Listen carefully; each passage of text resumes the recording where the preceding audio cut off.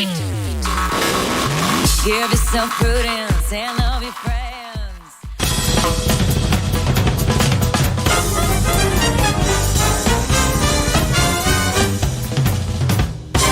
훅 인터뷰. 모두를 위한, 모두를 향한, 모두의 궁금증 훅 인터뷰. 지방선거가 끝이 났습니다. 국민의힘 승리, 더불어민주당 참패, 사라진 정의당, 이렇게 성적표를 받아들였는데요. 큰 숙제는 민주당 앞에 놓여 있습니다. 비대위 전원 사퇴했고요. 앞으로 전당대회는 어떻게 될 건지, 쇄신은 어떻게 나가야 될 건지, 얼마 전에 민주당이 이기는 법이라는 책을 쓰셨는데요. 민주당 의원이었고요. 전 중소벤처기업부 장관 지내신 홍종학 장관 모셨습니다. 안녕하세요. 네, 안녕하세요. 네, 잘 계시죠? 네, 저는 잘 있습니다. 네. 이번 선거 어떻게 보셨습니까?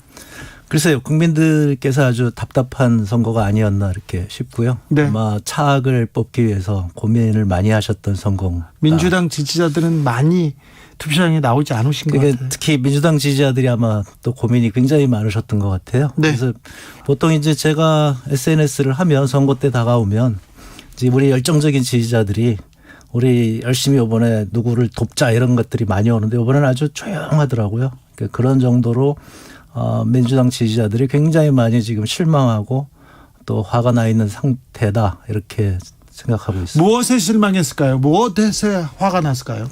그래서 이제 민주당이 지금 이제 원래 이제 지도자 중심 정당이기 때문에 네. 이렇게 이제 선거에 지고 나면 그 굉장히 혼돈스러워요. 그래서 2012년도를 생각해 보면 이제 문재인 당시 이제 후보도 대선 패배를 하고 나서 민주당이 굉장히 헤매거든요. 지금도 이제 그런 상황이고. 아니, 그때 헤맸던 거하고는 뭐 비교가 안 될 정도인데요. 뭐 아직 이제 진행이 돼가는 거 봐서 되겠지만 네. 그때도 이제 끝나고 나서 뭐 대선 패배의 책임이 누구에게 있느냐, 뭐 네. 문재인 후보에게 있다, 아니면 민주당에 있다, 뭐 이런저런 얘기들이 굉장히 많았고요. 그래서 네. 뭐 문재인 후보가 정계 은퇴해야 된다, 뭐 그런 얘기 나오고 막 그랬었어요. 그래서 그랬었는데 이번엔 민주당 지지자들이 매우 지금 뭐라고 해 실망한 상태고요. 그리고 중도층 표심은 또 멀리 간 것 같아요. 그렇습니다. 그러니까 이제 그렇게 지금 지도자 중심 정당이다 보니까 이제 구심점이 없어진 거죠. 그럼 구심점이 없어지게 되면 이게 민주당이 정당으로서 조직이 잘 운영이 평상시에 돼야 되는데 그게 안 되다 보니까 이럴 때 이제 굉장히 당황스러운 거예요. 그래서 저는 뭐 쉽게 말씀드리면 좀 이제 극단적으로 말씀드리면 민주당이 민주당은 없다.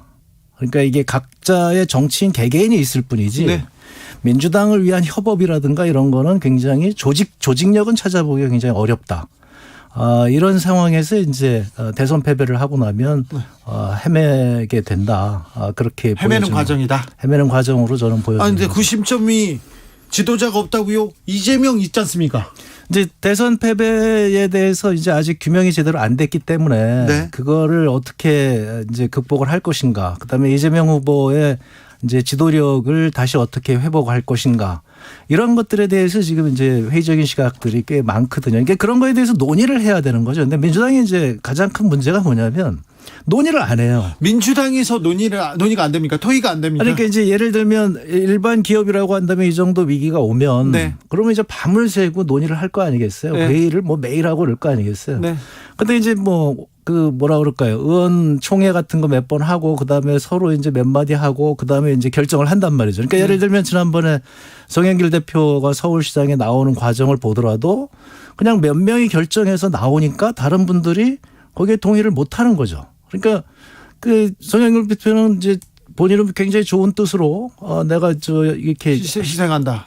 내가 어려운 선거에 누가 나와도 지는 선거니까 내가 나왔다 이렇게 얘기했죠. 그게 이제 송영길 대표가 이를테면 용장이거든요. 이분은 이제 상황에서 힘든 상황에서는 내가 당이 어려울 땐 내가 나가서 뭐 어떤 일이라도 한다. 이렇게 나왔는데 이제 다른 이제 우리 의원들이라든가 이런 지지를 못 받으니까 혼자 이제 고군분투하다가 이렇게 어려운 선거를 하게 됐다 이렇게 보여지는 거죠. 김미숙님께서 민주당이 너무 태만하고 안이했던 것 같습니다.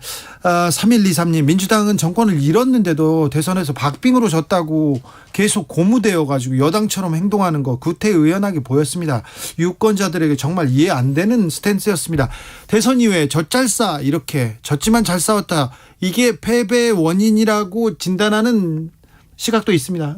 뭐 젖잘싸는 이해할 만은 하고요. 이제 질서 있는 후퇴를 하기 위해서 이제 패배하고 나서 이제 오합지졸이 되니까 젖잘싸 해가지고 이제 놓아서 조직을 강화하는 이런 계기를 삼아야 되는데 이제 그 선거가 금방 다가오고 이러다 보니까 이제 조직을 정비하기 전에 다시 이제 전쟁에 나가야 되는 이런 상황이 돼버린 거죠.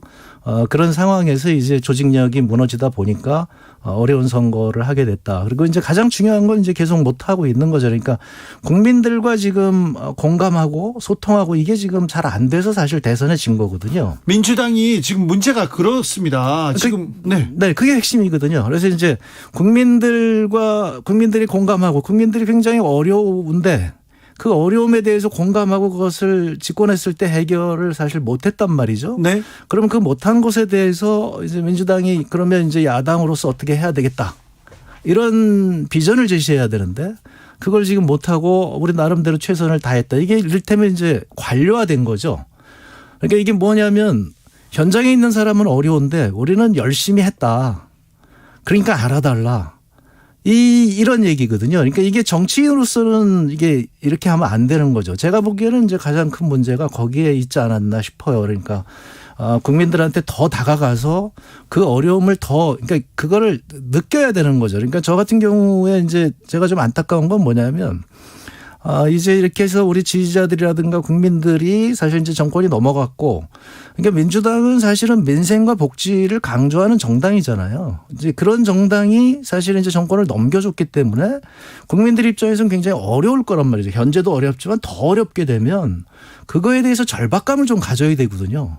이게 국민들한테 굉장히 죄송하다.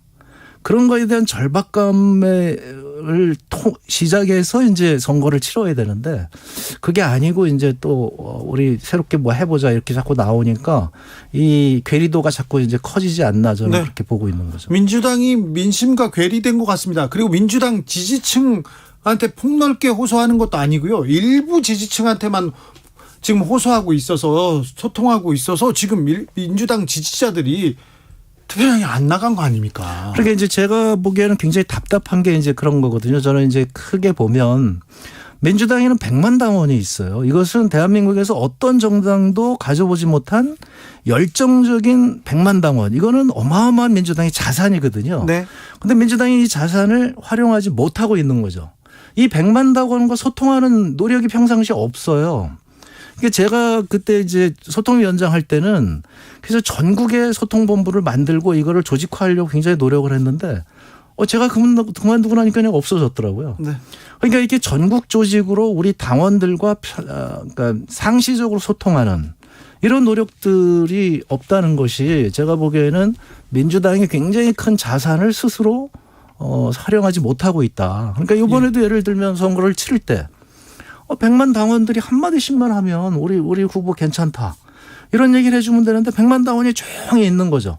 100만 당원들한테 당원 여러분 우리가 이렇게 해서 민주당이 이렇게 잘하겠습니다. 이번 선거에서 이런 메시지를 좀 우리 함께 하면 어떨까요? 아니면 뭐 그 전에 또 당원들 얘기를 들어야 되겠죠. 네. 우리 당원들이 당에 대해서 불만이 뭐냐 이런 거를 이제 종합을 해가지고 이 100만 당원이 나서가지고 이렇게 해야 되는데 100만 당원은 이제 조용히 있고 그러니까 이제 당원들 입장에서는 불만이 굉장히 많죠.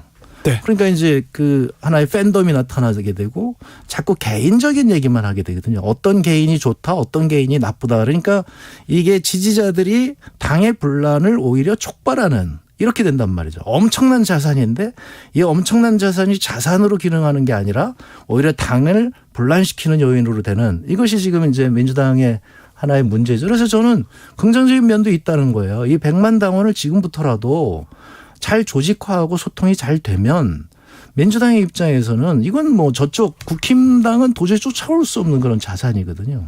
민주당 문제에 대해서 정치자분들도 많은 의견 내고 계십니다. 7970님, 민주당은 입으로 사과는 해도요 속으로 반성을 안 하는 것 같습니다. 사과하면서도 항상 억울해하는 게 문제인 것 같아요. 남에게는 냉정해도 자신에게는 너무 관대합니다 얘기하셨고요. 김재현님은 민주당 문제는 젖잘싸가 아니라 잘 싸웠는데 왜 졌는지 생각조차 안 한다는 것입니다.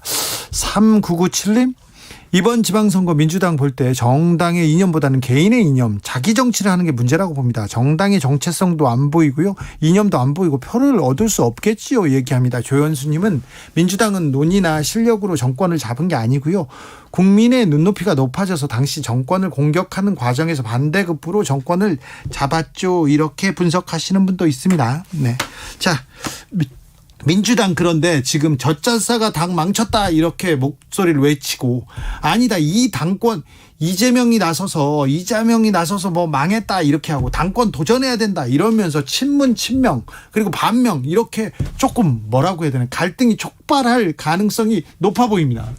아니 그게 이제 제가 말씀드린 대로 우리 저 민주당의 구조가 네. 그러니까 그게 이제 우리 김대중, 노무현, 문재인 이렇게 해서 우리가 집권했던 역사가 바로 지도자 중심으로 이렇게 정당이 운영이 되어 왔기 때문에 그게 안 될 때는 이제 집단 지도 체제 해가지고 또 항상 이렇게 문제가 있었거든요. 그러니까 지금의 경우에 이제 그런 얘기들이 나오고 그러는 것은 뭐 너무나 당연한 얘기인데, 제가 말씀드리는 건 뭐냐면 그게 바로 과거의 유산이라는 거죠. 이제는 100만 당원이 있으니 예. 새롭게 조직화되는. 그러니까 저는 이제 그런 예를 들거든요. 이제 좀 이따 축구를 하게 되는데 벤투 감독이 이렇게 빌드업 축구를 열심히 강조를 하잖아요. 네. 그러니까 평상시에 항상 캠페인을 해야 되는 거거든요, 정당은. 네. 그러니까 평상시에 항상 100만 당원과 소통하고 국민들과 소통하고 그러면서 그 문제를 풀어나가는 방식으로, 저는 이제 그래서 그런 얘기를 하는 거죠. 선거의 경우에는 당선된 그날부터 다시 4년 동안 캠페인을 하는 거예요. 선거 운동을 하는 거예요. 그걸 가지고 평가를 받아야죠. 그렇죠. 그런데 이제 우리가 집권할 때 과연 그렇게 했느냐. 그런 면에서 이제 평가를 받은 거고, 네. 지금이라도 제가 제 책에서도 얘기했습니다만은 잘 지는 게 중요한 거거든요. 네. 지고 나서 지금 국민들에게 다가가서 죄송합니다, 다음부터 더 잘하겠습니다, 그리고 다시 지금부터 소통하고 공감하면 되는 거예요. 우리가 잘못했습니다. 잘하겠습니다. 근데 대선 이후에 그러지 못했죠. 그러니까 그런 것들이 지금 이제 생략이 됐죠. 그래서 네. 그 당시에 이제 대선 평가가 해야 된다고 이제 그런 주장들이 있었는데, 이제 선거를 앞두고 있으니까 그때 이제 어렵지 않느냐. 그래서 아마 이번에 이제 선거가 끝났으니까 네. 지금부터 이제 그런 작업은 될 거라고 생각합니다. 근데 저는 평상시에 볼 때 그런 작업들이, 그러니까 이제 예를 들면 문재인 그때 저 대통령 후보가 이제 대선 패배했을 때도 제가 대선평가위원으로 갔었는데 그때도 제대로 안 되더라고요. 이렇게 좀 과학적으로 조직적으로 그리고 데이터를 가지고 왜 이기고 왜 졌는지 이런 걸 분석을 해야 되는데, 이게 그게 안 되고 그냥 자기 주장으로 누가 책임이 있다, 누가 뭐 그다음에 네 책임이다, 내 책임이다, 서로 책임이 이거 소재에 다르고 이제 하나의 정치적인 투쟁으로 이걸 사용하는 거죠. 그러다 보니까 이제 당이 또 오히려 이제 조직이 더 무너지는 이런 현상이 발생하는 거죠. 그래서 저는 계속 말씀드리는 게, 지금 민주당이 해야 될 일은 평상시 조직을 좀 강화할 필요가 있다. 그리고 그렇게 지도부만 볼 게 아니라 지도부 외에 일하는 사람들이 있어야 되는데 평상시에 일을 안 해요. 그리고 지도부가 시키는 일만 하는 거거든요. 그러니까 자기 라인만 일을 하는 거예요, 이렇게. 나머지 사람들은 다 구경하고 있고, 그럼 너가 지도부 할 때 잘하나 보자. 네. 뭐 이런 게 지금 이제 앞으로도 또 반복이 될 것 같아서 이제 좀 네. 걱정이 되는 거죠. 3241님은 지금 누구 책임이다, 누가 문제다 하지 말고 지금이라도 좀 하나된 모습을 보여주세요, 이렇게 얘기하시는데요. 오늘 민주당 비대위 지도부 총사퇴했습니다. 그러면 앞으로 어떻게 됩니까? 그러니까 이제 또 이제 새롭게 비대위를 구성을 해야 되겠죠. 또 비대위요. 비대위 네. 가고 또 비대위. 이제 뭐 어차피 이제 새롭게 지도부를 전당대회가 있으니까 전당대회를 치르는 이제 뭐 관리형 비대위가 이제 만들어지겠죠. 그래서 그거는 이제 뭐 저는 뭐 당연하게 그렇게 가는 수순인데, 지금 그게 중요한 게 아니라 이번에도 보면 문제가 생기면 자꾸 외부 인사를 이렇게 세워서 네. 이렇게 포장을 바꾸려고 하는 그런 방식으로 지금 혁신을 한단 말이죠. 네. 그러니까 옛날에 보면 뭐 그런 식으로 이제 외부 제야 인사들, 종교 인사들 막 모셔다가 했었죠. 네, 그렇게 모시든지 아니면 이제 뭐 김상곤 위원장이라든가 이번에 이제 이번엔 27살의 박지원 뭐 이런 거죠. 그러니까 이제 뭐 김종인 대표라든지 이런 분들을 이렇게 모셔와서 그걸 가지고 국면 전환을 하려고 그러는데 그 민주당 내부의 조직 운영은 변화가 없는 거죠. 네. 그러니까 또 새롭게 되면 또 옛날 방식으로 또 가는 거죠. 선거에서 지면 또 바꾸고 그런 것만 거죠. 바꾸고 예, 지도부 예. 비대위만 바꾸고 그렇게 되는 거죠. 그러니까 이제 그 방식을 저는 계속적으로 얘기를 하는 거죠. 민주당이 좀 공부 좀 하자. 네. 그렇게요. 경기도에서는 김동연 후보가 당선됐습니다. 이 당선의 의미는 어떻게 보시는지? 그러니까 이번에 제가 볼 때 이제 그 국민들께서 민주당에 대해서 아주 강력한 회초리를 매섭게 이제 때렸죠. 매섭게 네. 때리셨지만 그래도 희망의 끈을 이렇게 하나 좀 남겨놓으신 것 같아요. 네. 그래서 이제 경기도도 중요하지만 저는 서울구청장 중에 재밌게 본 게 성동구거든요. 네. 이 정원호 구청장. 정원호 구청장이 이제 아주 젊은 구청장이 아주 굉장히 잘하고 있는 걸 제가 알고 유일한 있는데. 삼선 구청장이 됐습니다. 네. 근데 하여튼 성동구는 지금 굉장히 지금 이제 그러니까 국민의힘 세력이 굉장히 지금 강해졌단 말이에요. 네. 그래서 강남 3구에 버금갈 정도로 그렇게 뭐 아파트 값이 부자 문제가 동네가 된다고 됐죠. 한다면 부자 네. 동네가 됐는데 그래도 정원호 구청장처럼 열심히 하는 사람은 구청에서 알아주더라. 그러니까 그게 이제 미국에서는 티켓 스플리터라고 얘기하는데 네. 그래서 시장은 오세훈을 찍고 구청장은 정원호를 찍고 네. 이런 고도의 이런 정치 행위를 하는 거죠. 네. 국민들이. 이런 분들이 있었다는 것을 저는 보고요. 그래서 바로 경기도에서 김동연 후보가 됐다거나 혹은 이렇게 여기는 도저히 안 되는 데 대해서 일 열심히 한 사람은 시켜줬다거나 네. 이런 면에서 보면 국민들이 정말 아주 너희들 열심히 하면 언제든지 다시 지지해 줄 수 있어. 그러니까 열심히 해봐. 예. 하는 그런 뭐라 그럴까요? 그런 뭐 격려도 해주지 않으셨나 이렇게 생각합니다. 이번 선거에서 이재명 효과는 어느 정도였습니까? 어떻게 평가하십니까? 저는 이재명 효과를 논의하기 전에 저는 개인적으로 지금 정치가 몰락했다고 봐요. 그러니까 지난 대선서부터 진보도 몰락하고 보수도 몰락했다고 봅니다. 그러니까 뭐냐면 진보적인 가치, 보수적인 가치를 내세우는 후보가 없어요. 네. 그러니까 이번에도 보면 비전을 내세우지 않았어요. 그러니까 네. 국민의힘이 이겼지만 국민의힘이 무슨 비전과 무슨 공약을 가지고 이겼는지 아무도 몰라요. 사실 이게 이제 굉장히 슬픈 일이거든요. 아니 그런 비전이 없는 국민의힘한테 민주당은 졌어요. 아니 그러니까 민주당이 그렇다고 한다면 민주당이 비전을 내세워야 되는데 네. 민주당도 지금 비전을 못 내세우고 있고 그러니까 사실 이제 진보라고 하는 분들이 그러니까 진보적인 정책을 내세우는 분들이 사실 지금 이제 당선되지 못했고 저쪽도 마찬가지입니다. 저쪽도 이제 보수적인 예를 들면 요승민 후보 같은 경우에 경선에서 떨어지고 네. 그러니까 그런 보수적인 정책을 하겠다고 하는 정치인들도 다 떨어지고 뭐 조금 저기 하면 막말 많이 하시던 분들이 이번에 대거 당선되고 특별히 많이 됐습니다. 네. 이게 뭐 그렇게 됐단 말이죠. 그러니까 이것은 정치 전체가 지금 이겼다고 좋아하고 뭐 졌다고 슬퍼할 게 아니라 굉장히 각성해야 됩니다. 지금 국민들이 환멸을 느끼고 있다는 거거든요. 네. 이게 그런 면에서 민주당의 경우에도 이번에 다시 한번 정말 근본적인 성찰을 해야 된다. 그런 계기가 되지 않을까 저는 네. 이제 기대하고 있습니다. 항상 겸허히 받아들이겠습니다. 무겁게 받아들입니다. 회초리를 달게 맞습니다. 얘기는 하는데 뭐가 달라진지는 모르겠어요. 뭐 선거 끝나면 민주당 문제에 대해서는 굉장히 이게 토론이 지금 토론방에서 지금 뜨겁게 이루어지고 있습니다. 1006님께서 더불어민주당 정치인들은 강성 지지자들만 바라보고 민주당 지지자들은 편향된 언론에서 나온 말을 절대 진리로 안다는 것도 문제라고 봅니다. 이렇게 얘기합니다. 이렇게 조금 팬덤 정치 그리고 뭐 일부 유튜브 강성 발언을 쏟아내는 그런 사람들만 이렇게 모아서 민주당을 끌고 나간다. 이건 좀 극복해야 될 과제임에는 분명합니다. 그렇습니다. 그러니까 이제 제가 말씀드리는 것은 우리 지지자들이 엄청난 자산인데 그 네. 자산을 제대로 활용하지 못하고 오히려 지금 부담이 되고 있다. 네. 그래서 저는 뭐 대책들을 자꾸 그런 팬덤 정치의 문제점을 지적을 하는데 그게 아니라 팬덤 정치를 공개적으로 당내로 흡수를 해줘야죠. 오히려 그럼요. 잘 그래서 이용하자. 당원들이 발언 기회가 더 많아지고 당원들의 대기구가 더 많아져야 되는 거예요. 근데 이번에도 예를 들면 공천할 때 보면 이제 자의적인 공천이 많아가지고 굉장히 불만들이 많았단 말이죠. 네.